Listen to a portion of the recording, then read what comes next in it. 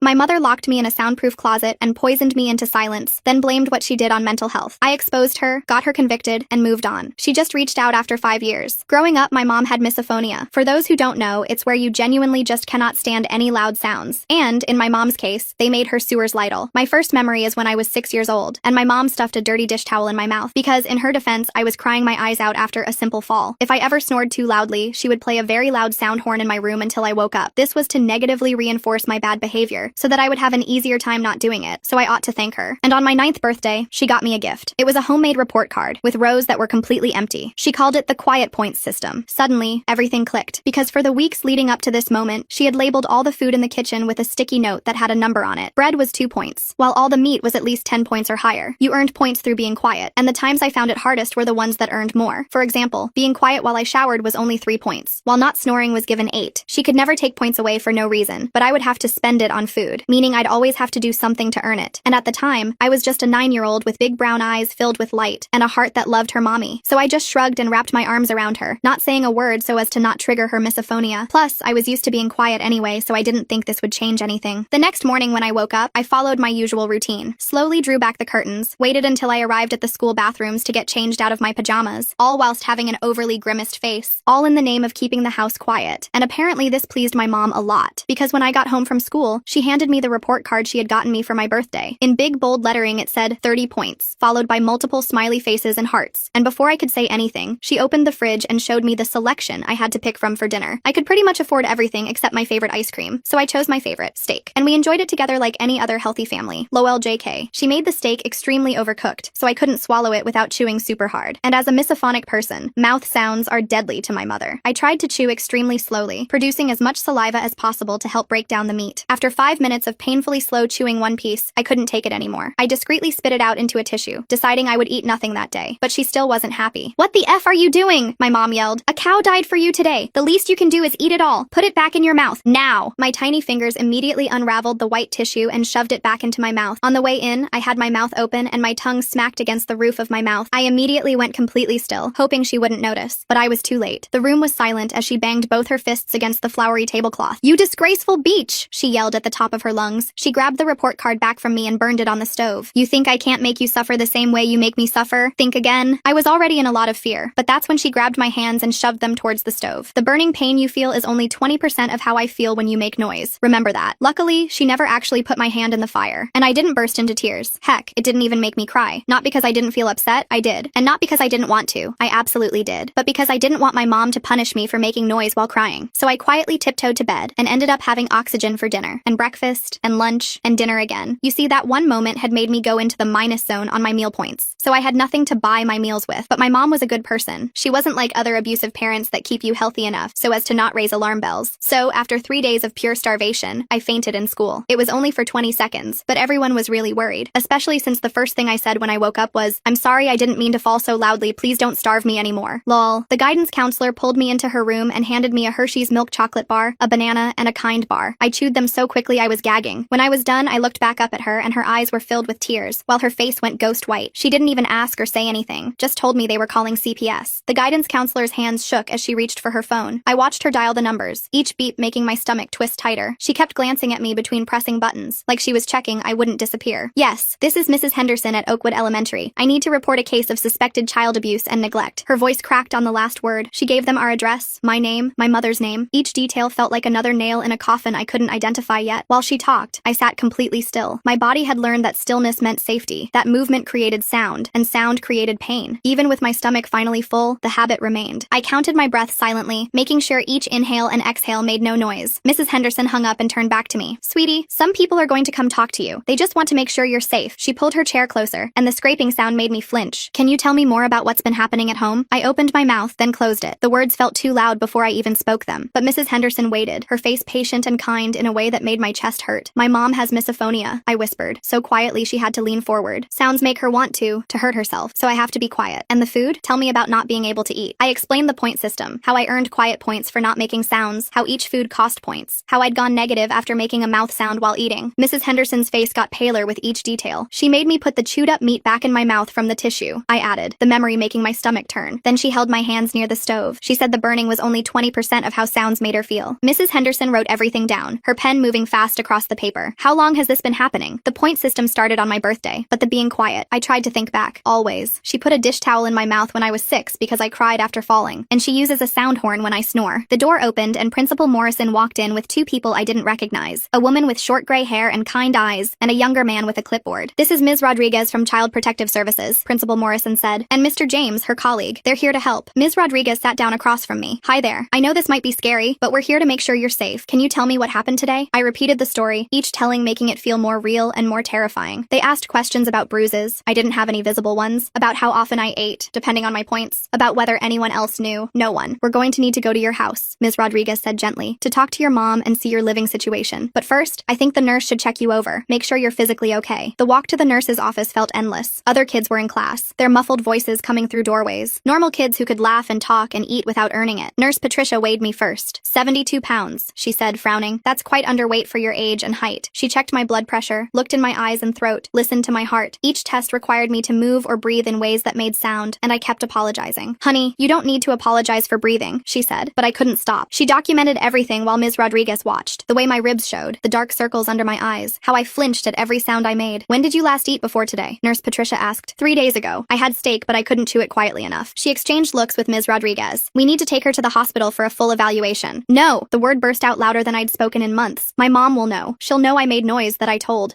I couldn't finish. "Your mom is going to be contacted regardless," Ms. Rodriguez said, "but you won't be going home until we've investigated. You're safe now." But I didn't feel safe. I felt exposed, like I'd broken every rule that kept me alive. My breathing got faster, louder, and I couldn't make it stop. The panic made more noise, gasping, wheezing, my heart pounding so hard I was sure everyone could hear it. Nurse Patricia grabbed a paper bag. "Breathe into this. It's okay to make noise. You're safe." The principal's phone rang. "Yes, Mrs. Chen is here. I see. Yes, I'll let them know." He hung up. "Your mother just arrived. She's demanding to take you home." My whole body went rigid. Ms. Rodriguez noticed. "She can't take you anywhere right now. We have a legal hold while we investigate." They moved me to a small conference room away from the main office. I could hear my mother's voice getting closer, using her fake nice tone she saved for other adults. "I'm sure this is all a misunderstanding. My daughter has such an active imagination. You know how children can be. Mrs. Chen, I'm Ms. Rodriguez from CPS. We need to speak with you about some concerns that have been raised." "Concerns? This is ridiculous. My daughter has some behavioral issues we're working through. She's in therapy for attention-seeking behavior." I wanted to scream that it wasn't true, but years of training kept me silent. Through the door, I heard my mother explain her condition, how hard it was to live with misophonia, how she did her best despite her disability. "We'll need to visit your home," Ms. Rodriguez said, "and speak with your daughter's therapist." "Of course. You'll see everything is fine. In fact, I just went grocery shopping yesterday. The fridge is fully stocked." My heart sank. She'd prepared. Somehow she'd known this was coming and prepared. Mr. James stayed with me while Ms. Rodriguez and another CPS worker went with my mother. Principal Morrison sat with us too, offering me water that I was too scared to drink because swallowing made noise. "The therapist she mentioned," I whispered to Mr. James. "I've never been to therapy." He made a note. "We'll verify everything she tells us." Hours passed. I dozed off in the chair, exhausted from the stress and the first full meal I'd had in days. When I woke, Ms. Rodriguez was back, her face carefully neutral. "We visited your home," she said. "Your mother showed us a fully stocked kitchen, your clean bedroom. Everything appeared normal." My chest tightened. "The point system chart? We didn't see anything like that. Your mother said she uses a standard behavior chart for chores." No, it was on the fridge, with all the sticky notes on the food, but even as I said it, I knew she'd removed everything. "We'll keep investigating," Ms. Rodriguez assured me, "but for tonight, since we can't find immediate evidence of physical abuse or neglect, you'll need to go home. However, we'll be doing follow-up visits and interviews." The room spun. They were sending me back. Principal Morrison protested. The child fainted from starvation. The nurse documented her being severely underweight. Her mother showed us medical records indicating an eating disorder. Said she's been trying to get her daughter help, but she refuses to eat. "That's not true!" But my voice was so quiet from years of practice that it barely carried. Ms. Rodriguez knelt beside me. "I believe something is wrong here, but legally, without evidence, I can't remove you from your home yet. Here's my card. Call me if anything happens. We'll be back tomorrow for a follow-up." The drive home with my mother was silent. Not the comfortable quiet of two people at peace, but the terrifying silence before a storm. She didn't speak until we pulled into our driveway. "You've made things very difficult," she said, her voice deadly calm. "But don't worry. I have a solution." Inside, I saw what she meant. The kitchen looked normal, full of food, no point system, no sticky notes. But in my room sat a pair of noise-canceling headphones and a white noise machine. "Your new therapist recommended these," she said, though I knew there was no therapist. "You'll wear them whenever you're home except for meals. Doctor's orders for your sensory processing disorder." She put them on my head and turned on the white noise. The world disappeared into a rushing sound like ocean waves. I couldn't hear her footsteps, couldn't hear if she was approaching, couldn't hear anything but the endless white static. I pulled them off. "I can't. Put them back on!" Her scream made me comply instantly. She held up a piece of paper. "Doctor's note. If you don't follow treatment, it's medical non-compliance. That would look very bad for your little CPS friends." The headphones went back on. The white noise filled my world. I watched her mouth move but heard nothing. She pointed to my desk where homework waited, then left. stopped. I sat at my desk, the white noise drowning everything. When I tried to remove them to use the bathroom, she appeared immediately, pointing at the doctor's note. I learned to lip-read bathroom, and she'd nod permission for temporary removal. Dinner was the only reprieve. She'd tap my shoulder, remove the headphones, and we'd eat in silence. Real food now. She kept the fridge stocked, but the silence felt heavier than before. CPS will be back tomorrow, she said during dinner. You'll tell them the headphones are helping your condition, that you're eating well, that everything is fine. I nodded. What else could I do? That night, the headphones stayed on even in bed. The white noise made it impossible to know if she was in my room, watching. I lay rigid, afraid to move, afraid to make sounds I couldn't hear myself making. The next day at school was freedom. I could hear again, though every sound felt overwhelming after hours of white noise. Mrs. Henderson checked on me. How did yesterday go? She asked gently. I wanted to tell her about the headphones, the fake doctor's note, the new system of control, but I knew my mother would have an explanation for everything. She has the house full of food now, I said instead. Mrs. Henderson frowned. And you're eating? Yes, but something's still wrong, isn't it? I nodded, tears threatening. She has these headphones. Mrs. Henderson leaned closer, her expression shifting to concern. Headphones? What kind of headphones? Before I could explain further, the classroom door opened. My mother stood there with her practiced smile, holding a manila folder. Sorry to interrupt. I just need to drop off some medical documentation for the office. My blood turned to ice. Mrs. Henderson straightened up, maintaining her professional demeanor. Of course, Mrs. Chen. I'll make sure it gets to the right place. Actually, I was hoping to speak with you briefly about my daughter's new treatment plan. My mother's eyes found mine, and though her smile never wavered, the warning was clear. Her therapist says it's important all her teachers understand her sensory processing disorder. Mrs. Henderson glanced at me, then back at my mother. I have a few minutes before my next class. They stepped into the hallway. Through the small window in the door, I watched my mother hand over papers, gesturing as she spoke. Mrs. Henderson nodded along, occasionally looking troubled, but ultimately accepting whatever story my mother was spinning. When Mrs. Henderson returned alone, her face had changed. The concern was still there, but now mixed with something else. Doubt. Your mother explained about the headphones, she said carefully. She showed me the treatment plan from Dr. Nichols. There is no Dr. Nichols, I whispered desperately. Mrs. Henderson's expression grew complicated. She had official letterhead, detailed treatment notes dating back months. She said you might say that denying medical help is part of your condition. The trap was perfect. Every protest I made would only confirm my mother's story about attention-seeking behavior and treatment resistance. I felt the walls closing in again, tighter than before. During math class, I noticed my mother hadn't left. Through the window, I saw her in the main office, chatting with the secretary, laughing at something on her phone, volunteering, she'd probably say, being an involved parent. At lunch, I sat alone as usual, mechanically eating the sandwich my mother had packed. Real food, nutritious and filling, evidence of her good parenting. Across the cafeteria, I noticed a substitute teacher I'd never seen before. She was young, maybe mid-20s, with short dark hair and observant eyes that seemed to take in everything. The afternoon dragged on. Every time I passed the office, my mother was still there, filing papers, answering phones, making herself indispensable. When the final bell rang, she was waiting by my classroom. Ready to go home, sweetheart? Her voice was honey sweet for the other parents nearby. In the car, her facade dropped. That was a warning. Every word you speak at school, I'll know about. Every teacher you try to manipulate, I'll get to first. The documentation is extensive and thoroughly believable. At home, the headphones went on immediately. The white noise crashed over me like a wave, drowning out the world. I did homework in silence, ate dinner in brief reprieves, then back to the rushing static that made my head ache. Days blurred together. The headphones left marks on my head from the constant pressure. My ears rang even during the brief moments without them. At school, I moved through classes like a ghost, too exhausted to focus, too afraid to speak up again. The substitute teacher appeared more frequently. Ms. Seaby, I learned from overhearing other teachers. She subbed for different classes, but I noticed her watching me during lunch, during recess, quick glances that lingered just a moment too long. One day, she was substituting for my regular teacher. As she wrote math problems on the board, I found myself tapping my pencil against my desk, unconsciously at first, then with more purpose. Short taps and long taps. A pattern I'd seen in an old movie my mother had let me watch before the point system started. Ms. Seaby's hand paused mid-equation. She turned slowly, her eyes finding mine. For a moment, we just looked at each other. Then she returned to the board, but I saw her hand trembling slightly. After class, as students filed out, she called out, "Could you stay for a moment? I have a question about your homework." My mother wasn't in the office that day. She had a dentist appointment she couldn't reschedule. I approached Ms. Seaby's desk cautiously. She pulled out a piece of paper and wrote, "Are you okay?" I stared at the words, then at her. She tapped the paper. Once short, twice long, once short, then pointed at me with raised eyebrows. My hand shook as I took the pencil. Instead of writing, I tapped on the paper. 3 short, 3 long, 3 short. Her face went pale. She wrote quickly, "Who is hurting you?" I glanced at the door, then tapped again. More complex this time, spelling out slowly, M-O-M. Ms. Seaby's jaw tightened. She wrote, "I'll help. Be careful. Act normal." I nodded and hurried out, my heart pounding. For the first time in months, I felt a spark of hope. But hope was dangerous. That evening, my mother was different, watchful. She made me remove the headphones during dinner but didn't speak, just studied me with calculating eyes. "Interesting day at school?" she finally asked. I shook my head, focusing on my chicken. Ms. Seaby seems nice, young, idealistic. Probably thinks she can save the world one student at a time. Her tone was casual, but I heard the threat underneath. Shame she's only temporary. I heard she might be transferred to another district soon. My hand stilled on my fork. She knew. Somehow, she always knew. The next day, Ms. Seaby wasn't there. Or the next. When I finally saw her again a week later, she was substituting for the art teacher. She wouldn't meet my eyes. During art class, while working on a painting, I found a small folded note tucked under my paint palette. I carefully unfolded it beneath my desk. Your mother visited my apartment. She knows where I live. I'm sorry. I crumpled the note, despair washing over me. Even Ms. CB, trained to recognize Morse code, probably former military or something, was powerless against my mother's manipulation. The weeks crawled by. My weight dropped again despite the regular meals. The constant white noise left me disoriented, stumbling into walls, unable to gauge distance or sound. At school, teachers grew concerned, but my mother always had an explanation. Adjustment period to new medication, sensory integration therapy, breakthrough treatments for my condition. Then came the family therapy sessions. My mother had found a therapist, Dr. Klaus, who specialized in difficult children. The first session, I tried to tell the truth. She makes me wear headphones all the time at home, I said, the words feeling strange after so much silence. With white noise so loud I can't hear anything. Dr. Klaus nodded thoughtfully. And why do you think your mother implements this treatment? It's not treatment. She just doesn't want to hear me exist. My mother dabbed at her eyes with a tissue. You see, this is what I deal with. The aggression, the accusations. I've tried everything to help her. I understand this must be very difficult, Dr. Klaus said to my mother. Children with oppositional defiant disorder often reject helpful interventions. I don't have that, I protested, interrupting, arguing, refusing to comply with reasonable requests. Dr. Klaus made notes. Classic presentations. My mother pulled out her phone. I've actually been recording some of her behaviors at home, for documentation purposes. She played a recording. It was my voice, but distorted, edited. Sounds of me supposedly slamming doors, stomping, screaming, things I'd never done, couldn't do without severe punishment. But the audio was convincing. I